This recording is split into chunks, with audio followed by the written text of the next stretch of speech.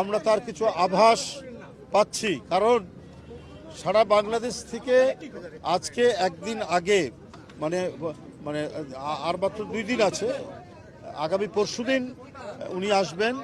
আজকেই আমরা দেখতে পাচ্ছি বিভিন্ন জেলা থেকে লোক আসা শুরু হয়েছে।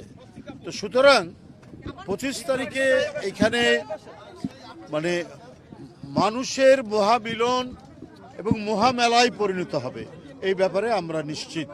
আমরা এখন শুধুমাত্র উনি নেমে একেবারে এই মঞ্চে এসে এখানে এই জনসমাগম, এটা কিন্তু সমাবেশ না, এই যে জনসমাগম হবে তাদের সামনে শুভেচ্ছা দিয়ে উনি তার মা দেশনেত্রী বেগম খালেদা জিয়া, যিনি দীর্ঘদিন নিপীড়ন নির্যাতন সহ্য করেছেন, আজকে চিকিৎসাধীন অবস্থায়, তাকে দেখে তারপরে তিনি বাসায় যাবেন।